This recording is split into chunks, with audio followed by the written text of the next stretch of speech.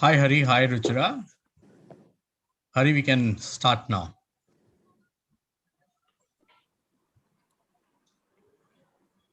Okay. Good evening to all of you, boys and girls. Welcome to this edition. I know the T20 is about to go on in the next about 30 minutes. And I'm sure we will finish the session before India bats. I understand England won the toss and they are about to bat. So, welcome. So, my name is Hariharan. So, I'm pretty happy to announce Ruchira. She's a leading executive coach and she's an adjunct faculty at several top tier business schools and runs a boutique consulting firm providing organizational strategy. And she has held leadership roles in AIG in Medtronic in Singapore, Corridor in Qatar, and Tata Consultancy Services in India. And she's interestingly traveled across the world, worked with different nationalities, had some challenging assignments across the world, and she has actually written a very interesting book. And Ruchira is a BA in economics, a master's in communications management, and MBA from University of Chicago Booth School of Economics with a concentration in strategy. Very well read. Ruchira, welcome. Thank you. Thank you. And we are celebrating the International Women's Week as well. Happy Women's Week to all the people. I believe we must celebrate women throughout the year and not only on 8th of March. So could you tell us a little bit about the book? Sure. Maybe if you're okay with it, I'll show it as well. Right? The book is called Coaching, the Secret Code to Uncommon Leadership. And I guess I was telling Hari earlier, I've been very fortunate enough to have some amazing women on the cover of my book, since we're on the topic of women leaders. Sheryl Sandberg has very graciously endorsed it, so she's on top. In fact, when I sent her the design of the book, and she was so humble, and she said, "Oh, I'm honored, but you've written the book, so your name should be above mine." And I was also very, very privileged to get Kiran Mazumdar Shaw, who's provided the foreword to the book. There's also a bunch of other fantastic luminaries, the likes of Nandan Nilekani, Mr. Ramadurai, who used to be my boss at TCS, and Kathleen Hogan, who is the global head of HR for Microsoft. So it's just been a fabulous journey, and it feels very fulfilling when people, such amazing uncommon leaders, actually appreciate your efforts and endorse your book. Lovely. Can you tell us a little bit about the book? Yeah, so the book is titled Coaching, the Secret Code to Uncommon Leadership. And what does that really mean? I mean, a lot of people ask me about what the title means, etc. So the way I have talked about the book, it's honestly not a book that gives you a code to leadership. Right? There are many, many amazing books in the market about management and leadership. This book is about uncommon leadership. And what does that mean? If I unpack the thought, uncommon leaders are those that achieve success by maximizing success of others. Uncommon leaders are those that elevate others, that take them along in the journey and help others become a better version of themselves. And they do that through coaching. So coaching is that secret or that code that unlocks uncommon leadership. So that's the genesis of the title. The way I've defined coaching in the book is, think of it as a series of structured and unstructured conversations. These are self-enabling and non-directive conversations. And these conversations help a leader or a coach bring out the best in others, help them maximize their performance and their potential. I've also tried to delve into the many reasons. So the why of coaching. Why is coaching that secret sauce that makes leadership impactful? Why should the leader be the best coach for you?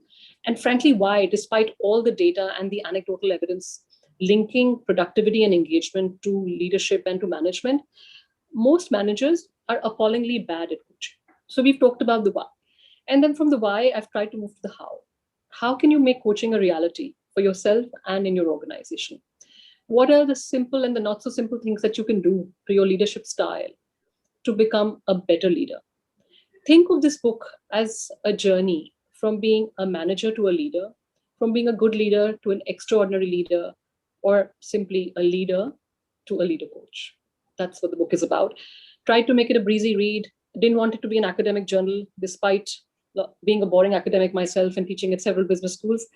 I did want people to enjoy the book. So there's a lot of cricket in it, since you talked about the upcoming match. There's a lot of cricket in there. There's a lot of performing arts, there's movies, and there's a lot of my own life. It's a breezy read. So for those of you who are contemplating picking it up, I promise you, you'll enjoy reading it. It's an easy go. Thank you, Ruchira. So I must, I was just looking as I'm talking to you. When did I get the book from, and then when did I finish? I'll just tell you in a second so that I want it to be authentic. So I got it on 8th of February, and so I finished it about 2 days back. And I must tell you, all I did was while traveling, I finished all the chapters. So it was so engrossing. I could relate each of these topic through my lifelong working journey, whether it was Xerox or Modi Xerox or Manpower or Tatas or Mahindras and HCL. So pretty well written book. I must compliment you on this. And I recommend all the people who have joined.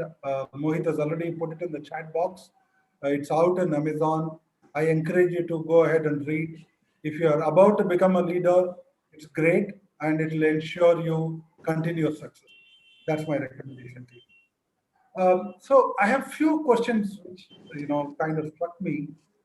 Uh, so the title of the book is very intriguing. So can you explain a little bit more about this? Yeah. And as I said to you earlier, I was trying to, we played along with the title quite a bit and we thought about many options, but a lot of people said, what is secret about it, right? We know that coaching or building others or enabling others is about good leadership. But the irony of it is, despite being aware of this fact and despite this knowledge in plain sight, it still goes on to elude most managers. In a survey done of about 2,000 managers, they found less than 5% actually spend time having conversations with their leaders. And the more you ask, you will realize that despite their best intentions, managers or leaders will say they're coaching people, when what they're really doing is telling people what to do, right? So they block those 30 minutes in the calendar and they have these structured conversations.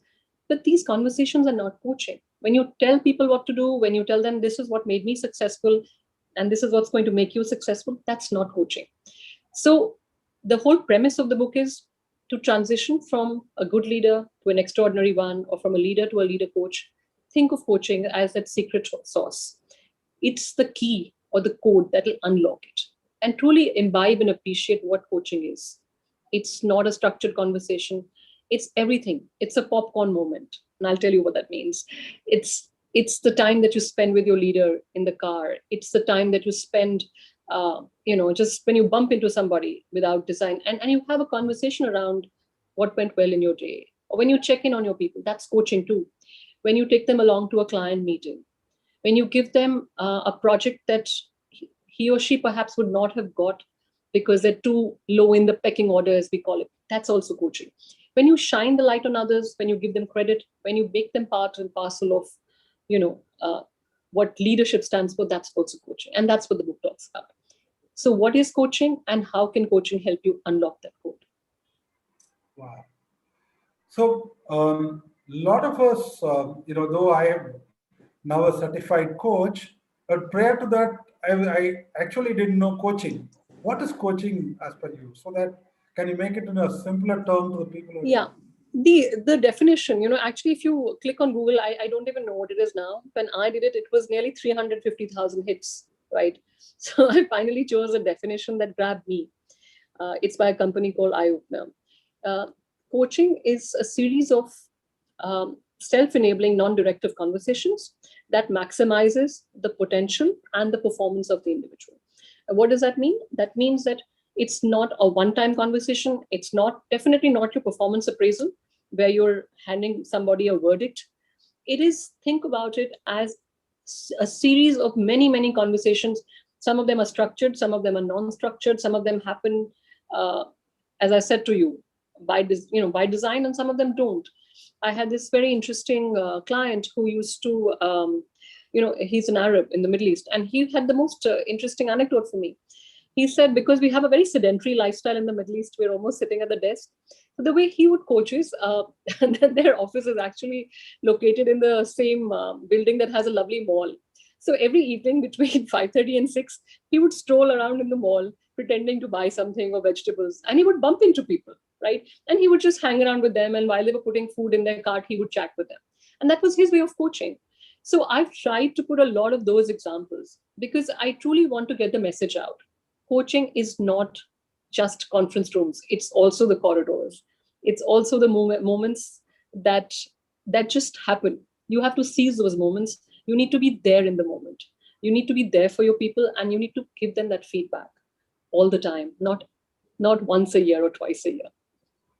Lovely. So I must add, while you quoted a very nice example of Dubai, so I must give you an example of Vasant Vihar. Uh-huh. In Basant Lok, my office was located. Every evening, when a big order comes, we were in Modi's Rocks, and we were hardcore sales guys. So obviously, there was a samosa wala. So you make fresh samosa. So there will be 5-6 guys who will jump in and then start talking about, how the day was. And typically the boss will start talking about how was your day, how was your day. To me, that was a great coaching because exactly our stress was out, and then we celebrated our quick wins, and whatever we could exchange got exchanged very quickly. And over samosas, what more could you ask for? Anything that's fried and yummy. I will call it a samosa coaching. Samosa coaching, yeah. So that's how it happened. Yeah, so I think I didn't elaborate. I used the word popcorn coaching. That's something I learned in the course of writing the book. I thought I should talk about it. It was very interesting. I'd never heard of this term, right? For someone who's done a lot of research on it, and for someone who teaches this class at the University of Chicago. It was sent to me by the librarian here at the US Consulate in Mumbai. And it was developed by actually a physician who was making training manuals for his doctors. And he was trying to teach them what coaching is. And he said when he was a young boy, his favorite pastime was sitting by his grandma while she was making popcorn, in the tawa, not like our kids are used to those new age microwave popcorns. So each kernel would fly, and you never know which one would be perfect and which one would be, not so bright. And he said, to me, coaching is like that, is like popcorn moments. Some moments you have to seize and tell people what to do. Some moments you say nothing. And there are times when you say, this is the perfect coaching opportunity. This is the time when I can say, how was that presentation? Oh, fantastic. Or you can say, listen, you did a fantastic job, but maybe you could have done something differently. And so he goes on, and how he keeps equating popcorn with these moments completely floored me. So I have included a section in the book, which you have read, I know, cover to cover. Hari. Thank you. So I encourage all the participants to put your questions on Q&A. In some time, we will pick up the questions and make Ruchira answer those. Ruchira, so you have been working across the world, and then you're now teaching. What prompted you to write a book at this time, especially during the pandemic? I'm being honest with you, the book started before the pandemic, but the pandemic gave me the ability to hone and sharpen the narrative and also add a chapter on the Corona crisis. So I've said coaching during times of Corona. We also had a chapter on crisis leadership. And needless to say, this is the biggest crisis we've ever faced in the last many, many years. It's of mammoth proportions. So went back and sort of rejigged that chapter to make it more relevant. But the genesis of writing per se has been around for a while. I mean, all those years in Singapore, I've lived there 14 years and I've taught at many business schools. I was told that I had all these ideas and I had the ability to express them. So my husband would constantly nag me. I have a professor at the University of Chicago, Professor Michael Gibbs, who's been a fantastic mentor to me. And he keeps saying, what is the point in having such intellectual stimulation if you don't tell the world about it? So that was going on for a long time. And my husband and my prof would, totally come, they would join forces and keep nagging me over meals, many meals. But that was one aspect of it. But the second was when I got into the sort of, I would say the business of coaching, which was not something I thought I would. I didn't see myself as a coach. I was a strategy consultant. I used to do a lot of post-merger integration work, M&A. And I was working for a large financial services organization that had left me very disillusioned. The culture was very toxic. And I remember spending all my time restructuring it. But in other words, I wasn't really restructuring anything. I was letting people go. So I was waking up every morning and realizing this is not what I wanted to do for the rest of my life. And I also came across a lot of leaders that were anything but coaches, right? They were the antithesis of what a coach stood for. And I didn't want to do any of that. So around the same time, when the University of Chicago came calling and said, come join us as the resident executive coach, I said, I don't know what coaching really is. I'm this sort of very boring, hard-nosed strategy person. Of course, I'm certified in many instruments. And people used to say that you give us great counsel, you give us a lot of clarity. But I didn't know coaching. So I thought about it as very amorphous and fluid and sort of intangible because I came from such a numerate business school. But long story short, I did try it. And I thought, let's give this a shot. And what I realized was I was in the same room with senior leaders doing the same classes that I had done. And my ability to relate to their backgrounds, their professional backgrounds, their trials and tribulations at work, I could seamlessly marry it with the current day context, help them untangle a lot of knots in their head. And that to me was real coaching. And then I got into coaching in a big way, basically through business schools all over Singapore. Got the opportunity to write a column when we moved to India for the Mint. Penguin Random House saw the column and said, oh, this is a gap in the market. Can you write a book for us? So long story short, this is how I wrote a book on coaching. And I've tried to distill all my wisdom, all my learnings, everything about not getting enough coaching and then having mentors and clients and bosses who've also been fantastic coaches. So which is your favorite sport, Ruchira? I see a lot of things on one of the sport in the book. So my favorite quote in the book, Hariharan? The favorite sports for you? Sport.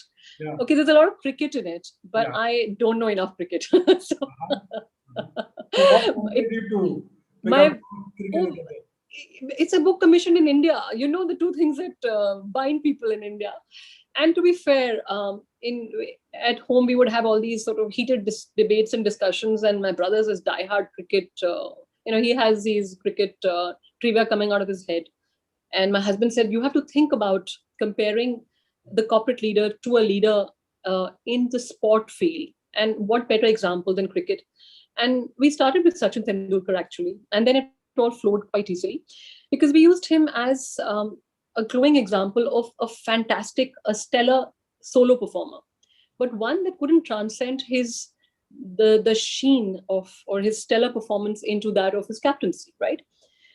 And therein we talked a lot about how history tells you that the best and the brightest solo performers don't necessarily morph into the best and the brightest leaders of the ship. And we continue to make the same mistakes in the corporate world. Often these leaders are unprepared. Often they do not wish to have the burden of leadership and they're happy doing what they do best. And the biggest issue, I think, is we don't nurture them. We don't prepare them to take on leadership. So they don't know what it is to coach others. And when they don't know what it is to coach others, they can't coach others in turn. And it goes back to why most managers or leaders end up being such terrible coaches. So it leads me, some of the people are pretty young leaders, I'm supposing. So, there is a belief that only when you become a team manager, you're a great person. How much ever individual performance I would have done, either the society looks me down, Yeah. or the office ecosystem looks me down, or the personal ecosystem looks me down. So, how does this book address that? I read a Sure. chapter on that. Yeah. No, I think you said it very eloquently. I don't know if the book addresses it, but the book definitely brings it, um, shines a light on it to the extent that it says that we as a society, we as organizations, as individuals are so obsessed with equating our titles and the size of our teams to seniority that we feel that a promotion has to be a reward for someone who's been in the system too long, right? And the more you interview people, you realize that even when organizations have distinct career paths, so consulting to some extent does a good job, IT does it, where they give you career ladders, specialist paths, right? So you still get more compensation, and you get what they call a parallel career path. They still come by and say we don't get the same respect. We have this, those that go out to get the business, those that they go out and lead large teams versus those that are solo performers.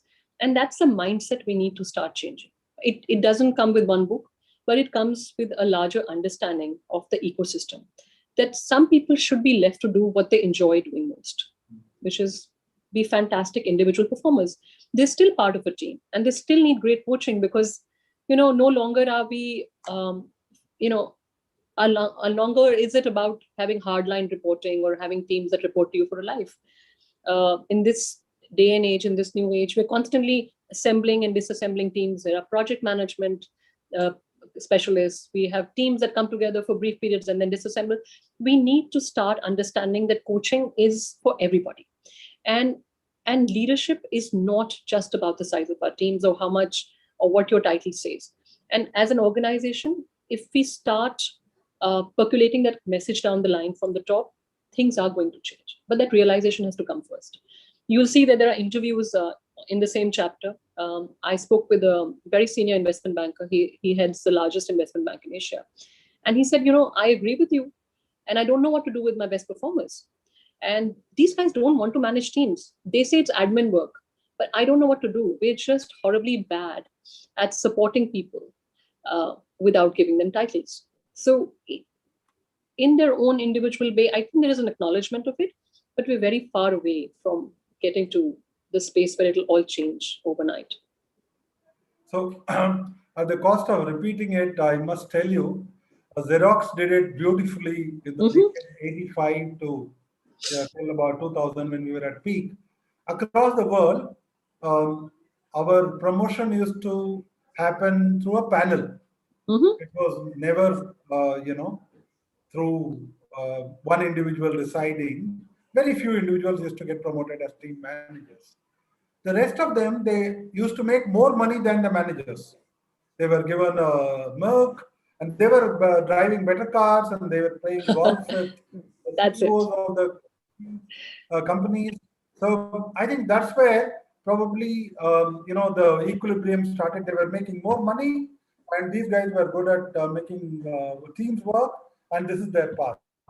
And when you celebrate people, you were celebrating that culture, right? And that I think was the key too.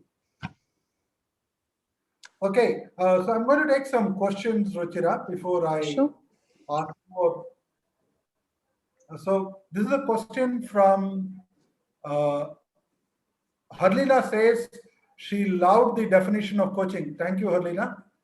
Harlina is with Believe in Yourself, and she's the one who pulled me into coaching. So I've heard lots about her, so I'm just very happy. I can't see her, but I've heard so much about her from so many of my colleagues from my past world. I used to work at Hewitt, which is now called AM1. So I know she's been a much loved client and now a friend for many of them. Okay, so Harlina's question is, often leaders will ask, when do I know that I need a coach? What do you say to that? When you need a coach, so I'm assuming you're talking about an external coach. Clearly, we're not talking about your leader as a coach, because that should happen from the very start. And if you have a manager who's not giving you enough feedback or not giving you the room to grow and innovate, then there's a problem which you need to address. And I think your question is more around getting yourself a leadership or an executive coach. I've actually tried to talk about that in the book. And I think somewhere around the time when you're in your middle management, I think it's time to get started, because you get a lot. You should get a lot out of your current manager. But I think it's perfectly okay to get some specialist help from outside as well. Often organizations will give it to you, but if they don't, it's perfectly okay to ask for it. Because as part of your journey, I think it's great for you to have this sort of board of advisors where you can get domain experts, where you have people who can be your sounding board on the side. So you have to think about when you need a coach and at what juncture. The only advice I have for a lot of people is the coach shouldn't become a crutch, right? Use an external coach at the right juncture. Make sure that you know what you want from that coach and get the best value out of it, which for somebody like you, I'm sure is not a challenge, who's so aware of. Harlina is here. So Harlina, welcome. Yes, happy to be here. And Ruchira, I can't take my eyes and my ears off what you're saying. I love the conviction and the passion. So more than anything else, kudos to that. Very happy to have jumped on. So thank you. Thank you. I've talked about it, Harlina, in a chapter which talks about enabling women leaders. I've actually tried to distill when is a good time to start seeking that support through a mentor, through a coach. And I've introduced a third concept, which I don't want to delay us, is the concept of a sponsor that goes beyond being just a coach, where you really want So you really want somebody, especially in case of women leaders, you want somebody to stick their neck out and actually make things happen for you. Mentors guide our career journey. They're people who typically tell us what to do. They're usually older. They've been there, done it. Coaches guide your current practice. They could be your leaders. They could be people that give you external support. But their objective is here and now to make you become a better version of yourself. Sponsors are those that help you, not just by guiding you or making you, find those answers, but actually using their influence and their clout to open doors for you. And I think we all need all three of those categories at different junctures in our life. Oh, no, certainly. And I like the way you were able to put it together in a frame. I think many of us know many concepts, but to be able to put it in a model and a framework and a chain of coherent thinking and thoughts, that's wonderful. I am reading the book. So thanks, Hari. Thank you, Rila. This is a question from Mr. Sharma, R. Sharma. Mm-hmm. What is one most asked question that every leader asks you while you coach them? Okay. They often ask me let me rephrase this. This is most coaching assignments for senior leaders will go something like this. I really, really want to coach my people. I really want to lift up, elevate them and make them more capable. But, oh man, how much do I need to micromanage? Because they just don't get it. And that's the question they ask me. And they say it in different ways. Some will say, oh, they need hand-holding. Some will say, I'm really worried if I give them a job to do, it doesn't happen. And so my answer to that is slightly unconventional. I don't deny that often we need to figure out the capability gap. But often what we think is a problem of micromanagement is a problem of trust. We don't trust them to do the right thing because we haven't told them it's safe to do it. Often people will not take the risk. They will not stretch themselves because they're afraid to fail. They're afraid of being penalized of the retribution. When we need to coach people, we have to let go. We have to give them the space and the time, and we have to surrender some degree of control and say, it's okay if you fail.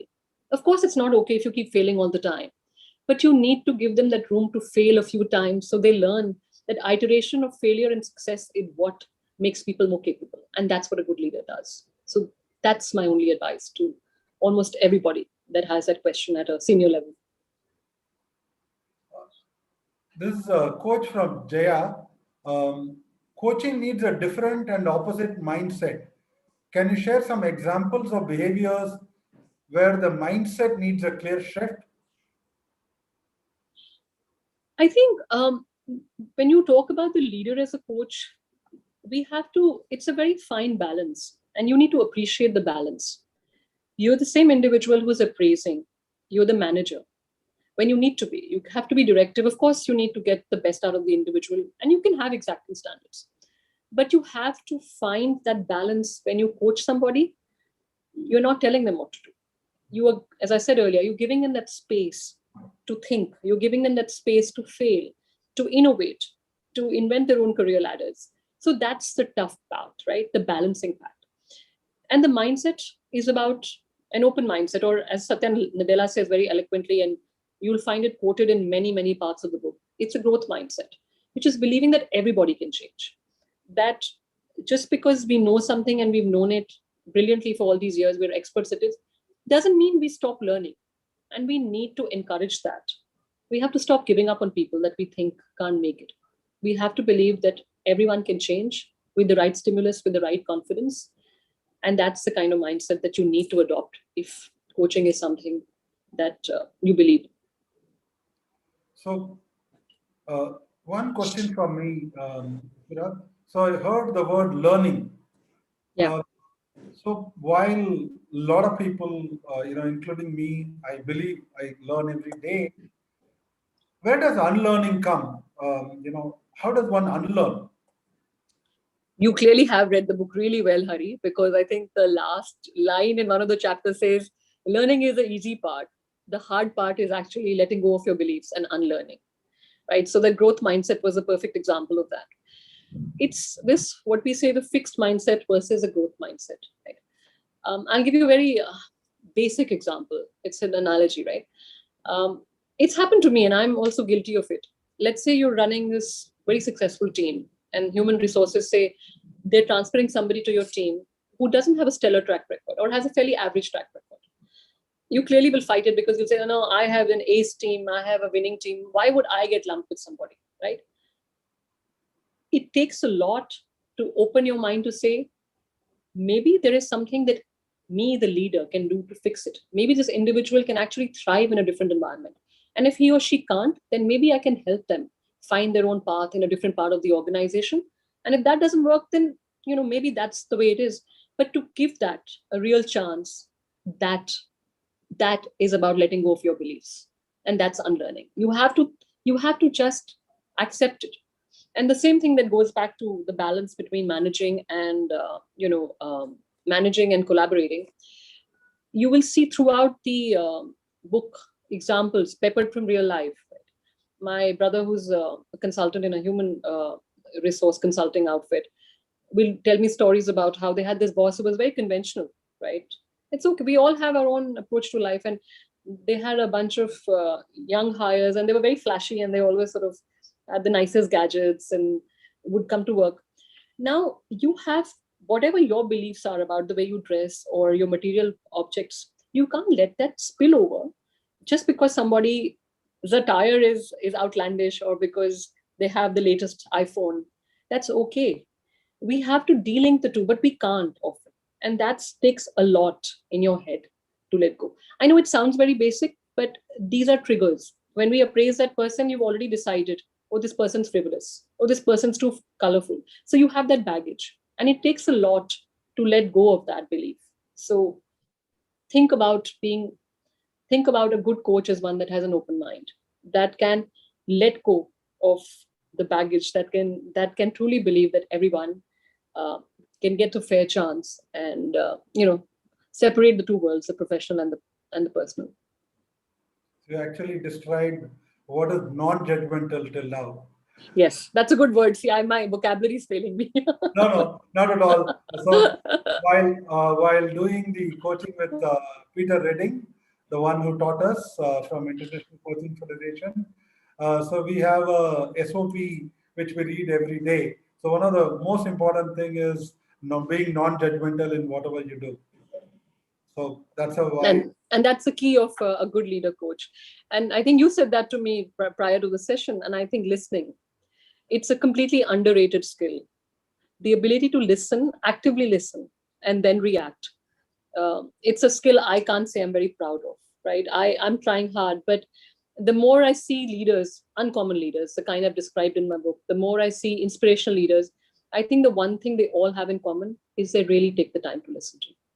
They assimilate that information, they replay it to you, and they use that information in a manner that helps play to your unique strengths.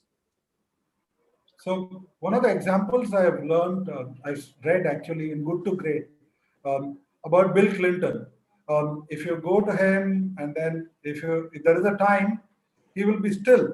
He will completely listen to you. He will not attend anything. And since I read the book, I'm quoting from that. But I've seen enough senior government officials in Government of India. When we go to them, they actually make you feel that they are for you at the time. Yes. So I guess that's active listening to me. Absolutely. My earliest memories was, I keep saying I was a minion, not really. I used to work for TCS, Mr. Ramadurai's team. We were bringing in the IPU, younger days. And I remember the one meeting with Mr. Ratan Tata. It was a very brief meeting. We had just brought in the IPU. It was a big deal. I was the youngest person on that team. I must have been 28 or something. And I was introduced to him as the head of corporate affairs and someone who was instrumental. It was nice, glowing reviews about all of us on the team. We'd worked very hard. For that, I think 45 seconds that he looked at me and asked me about who I was, it was just about me. There was nobody else in the room. And I cannot tell you that effect lasted for a very, very long time. And to me, he's a truly inspirational leader. He listened to me, and when I met him the next time, which was again very brief, he said, "How are you, Ruchira?" He remembered my name, and I find that an amazing quality. Wow. So you're actually kindling a lot of my memories. We had an MD called Mr. Prakash Nanani in Modi Rocks. So we had about 700 people. And once he meets a person, he will know the name.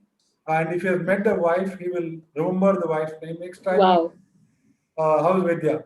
So that's how, even today when we talk to him, he will ask. And he will also know my kid's name. I think Wow. That's truly uncommon. we have learned from that. So I have one more question from Apurva Prakash.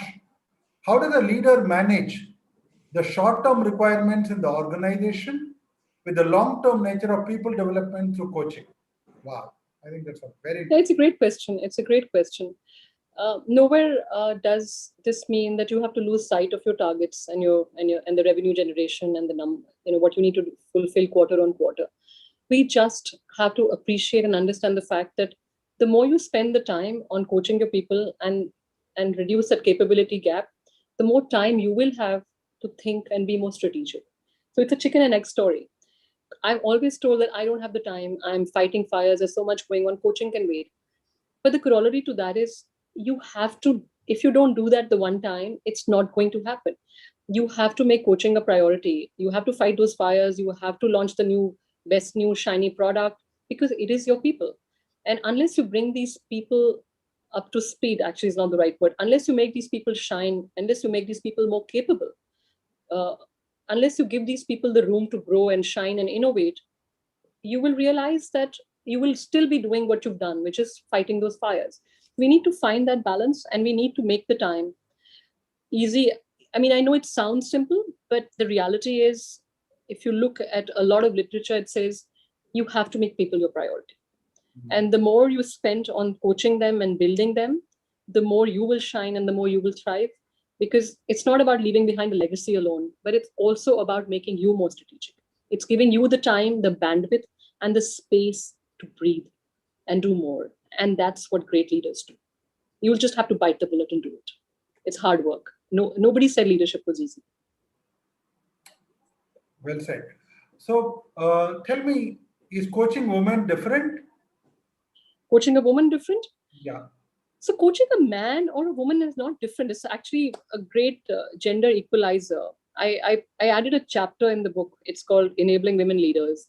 And my editor was completely against it. And he said, "Why are you doing this?" And I understand where he was coming from, to be honest, because I didn't want it to sound as if by coaching a woman, you're giving anybody concessions. And that was never the purpose. I think we just have to be cognizant of one thing. The destination is the same. The methodology can vary slightly because we have to appreciate that often the path to getting there could be a little bit varied for a woman because of some of the obstacles. And I will explain a bit more, right? I've talked about a very simple framework of coaching outcomes. It's called the 4 C's. And it talks about when you coach somebody, what is it that you do for them? The first one is about clarity. It's about helping untangle those knots in your head. By the way, that's what the cover of my book is all about, right? Untangling and shining. So the first bit is clarity. The second one talks about consciousness, which is a word we use loosely as self-awareness. We all know what self-awareness is. The third piece is capability, and I've referred to that in many different ways. Innovation, inventing your own career ladder. The fourth piece is confidence, right? Giving somebody the self-belief to go forward. And time and again, research and studies have told us that successful women, even the most successful women, have moments of self-doubt. The confidence factor is what, unfortunately, is our biggest enemy to success. There's a classic Hewlett-Packard study that was done many, many years ago, where a job was advertised. And when they analyzed the responses to people who applied for that job, or as promotion rather, there were men who had applied for the job who were only 50% qualified. And as they looked at the responses of the women, all the women who'd applied were at least 100% qualified, if not more. So the narrative is very simple. Women will not take risks. They will not go all out unless they feel they're perfect or nearly perfect. Whereas men are not afraid to lean in, even if they're halfway there. When we get these fantastic assignments or jobs, our first reaction is, oh, am I worth it? Did they make a mistake? It's what we call the imposter syndrome, right? And it happens to the best of us. It's happened to a Sheryl Sandberg, who describes in excruciating detail how when she was given the offer by Mark Zuckerberg for her COO role at Facebook, she brought home what she thought was a fantastic offer. But her brother-in-law said, no, Sheryl, you could do better. And she said, oh, what if he says no, right? And he said, why would he say no? You are the most capable person he could get. And frankly, if you were a man, you could do so much better. And why would you do that to yourself? And so she went back to the drawing board and she negotiated. And of course, she got a much better offer. And it happens to the best of us. It happens to all the very, very senior women leaders I coach. It's happened to me. So we constantly doubt ourselves. And I think the role of the leader coach here would be that of focusing on the confidence factor a lot more. Give people the self-belief to go forward, and to stimulate that action that we often lack. So one follow-up question on, there are a lot of women who are at the shop floor across the country. It could be Amazon or Big Basket. How does coaching apply to them? How do we help them? Is there any thoughts around it?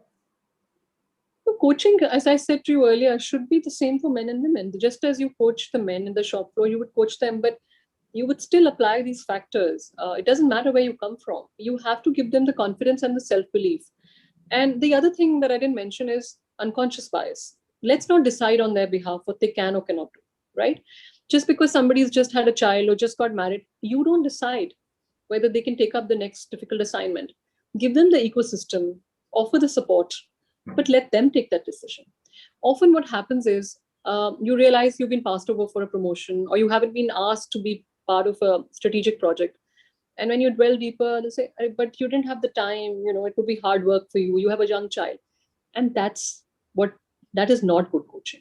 Good coaching is helping people find their own answers, guiding them so that they can guide themselves to the path that works best for them. Fantastic. So, in your view, which is the one company that you think has adopted coaching as in the leadership? I'm sure there's several, but the one that I'm most familiar with, and I've talked a lot, I've used it as a case study in my book, is Microsoft. Of course, I'm biased for many reasons, I'll be honest. Satya Nadella is a University of Chicago Booth alum, and I've had the pleasure and the privilege of meeting him, and he was very inspirational. But as I started to do all my research around Microsoft, as I read, many, many books about it, his own book, Hit Refresh, the newspaper articles, as I talked to a lot of leaders at Microsoft, I realized at the core of what they've done right is what they have a model. It's called Model Coach Care. And every manager, every individual, just regardless of whether you have teams or whether you're an individual performer, has to embody it. which basically means you have to be a role model. You have to coach people, and it doesn't matter if they don't report to you. It could be colleagues, it could be people that come together during, a certain assignment. It's about bringing the best in people. It's about guiding them. And the third piece is caring for people, or what we call empathy. And that seems to be at the core of everything that they do and say. And if you look at Satya's approach when he joined Microsoft, when he took it over in 2014, it was a completely broken organization. Political, siloed, messy. Each business unit was pitted against the other. They had the standard stacking performance management system. And so the one thing that he did, and he keeps talking about it, of course, he did a lot of things. It was AI and cloud computing and artificial intelligence. He focused on all the right things, but he said all of those come and go. At the core is the culture of the organization. And he tried to rejig that by listening to people. He said he spent the first year just listening to people and understanding what had gone wrong.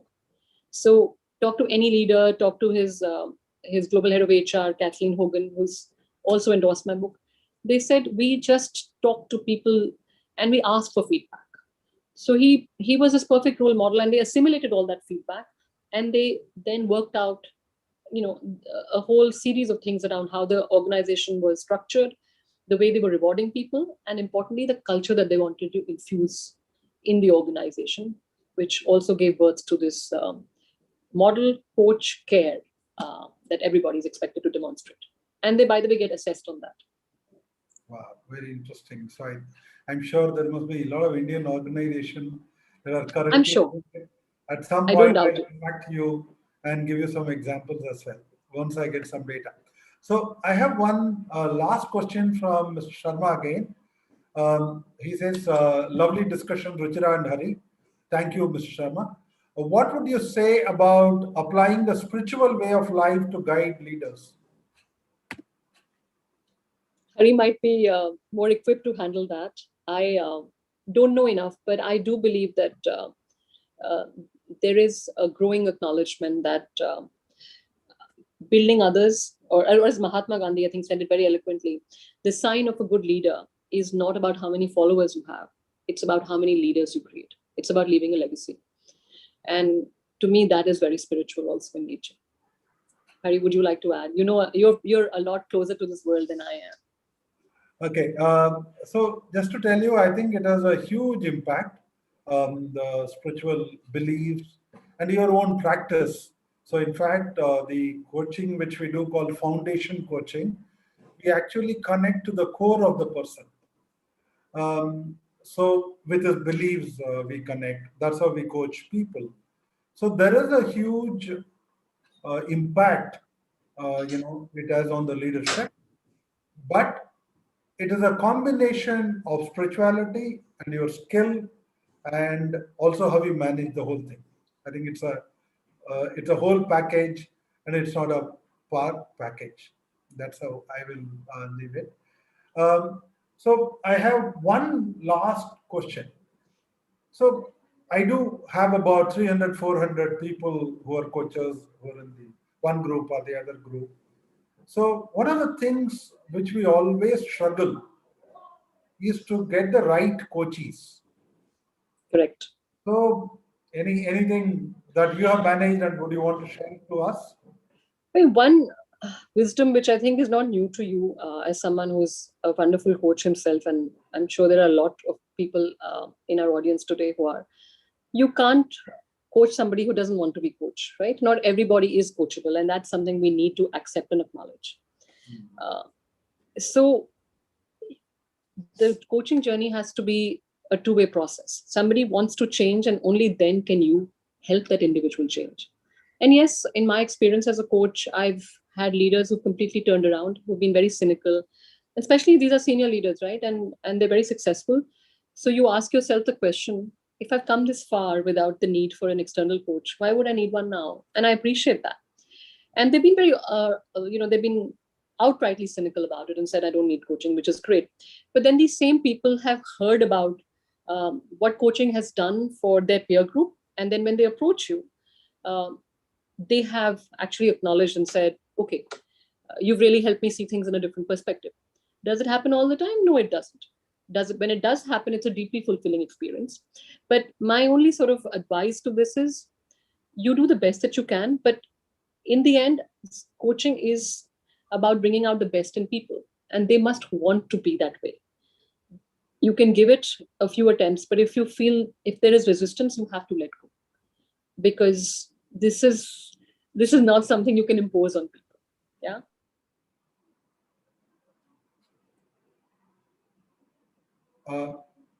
Mohit, in fact, any final remarks you have, Ruchira? Ruchira, can you hear us? Yes. Okay. I said any final thoughts before I hand it over to Mohit? I just would say this, I guess, in parting. I think my message in writing this book is fairly simple. I think coaching has always been very important, but it has never been more important than it is today. Our already choppy waters, we are going through very turbulent times, and while the end is in sight, we're getting out of the tunnel into the light, it's still not over. Now more than ever, we need leaders with a firm hand that will steer this ship through these choppy waters. And please think of a few rudders. Think of trust. Think of building those reservoirs of trust. Think of resilience. Think of shining the light on others. And that coaching can come in many ways. That coaching can come by giving people a voice. That coaching can come by acknowledging that everybody's not in the same boat, that everybody's in the same storm, but some of us have ocean liners and some of us have canoes, or we have lifeboats, right? So empathize with people. When you coach them through a screen, pick up the nuances, the spoken words and the unspoken words. Be empathetic. This is a time for empathy and trust and resilience, and about bouncing back. And that's what good leaders do. So I will leave you with that.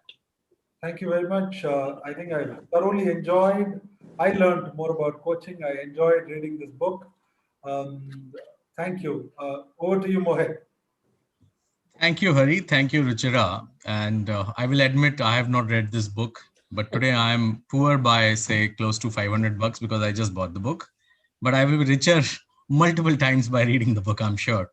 But I'm relieved you bought it. I was really worried that at the end of the session, you might say, okay, No, I've got no, it. no.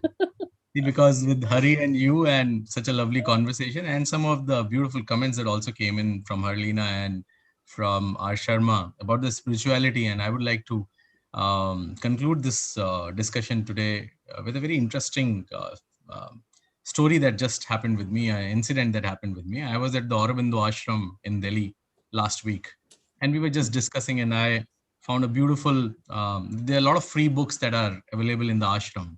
And I just picked up a very small 5-page book. It's about Surendra Nath Jauhar Fakir, who's was a very known disciple of Aurobindo and the mother. And I was reading the story, and it says that Surendraji was a very known businessman. And he realized it's a materialistic world. What am I doing? I should just follow the God, be spiritual, and I should not do anything else. And he went back to mother and said, Mother, I'm leaving everything. I can't do business. I'm on the path of spirituality. So mother said, see, that's what is happening wrong with the world.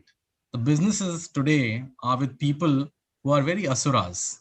And while we're talking about spirituality, it has to come back to the asuras. And that's where mother insisted that if you can't run the business, I will run it. Because the business is not meant only for the profit to buy cars or to have large houses, but to accumulate that wealth in a meaningful way, make it to a very conclusive reason. And I think that's what a leader should inspire for. There should be some meaning and a purpose to it. And you quoted a lot of Tata into it, and that's something common amongst three of us, which inspires trust and a lot of business that is being done on the basis of a trust.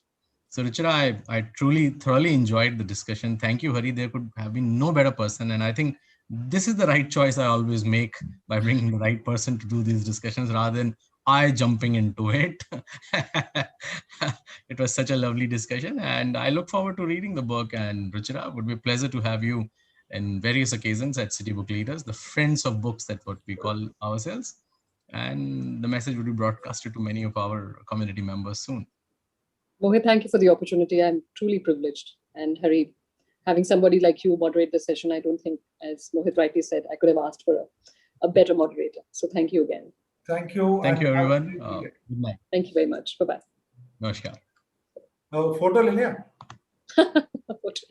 वो photo वो तो आपका काम है sir. मैं किताब भी उठा लेती हूँ अगर आप फोटो ले रहे हो. फोटो तो आप लीजिए sir. Okay, I'll do that. Otherwise, the photo on the screen, yeah. Hari has a tradition of taking a picture in the end, yeah.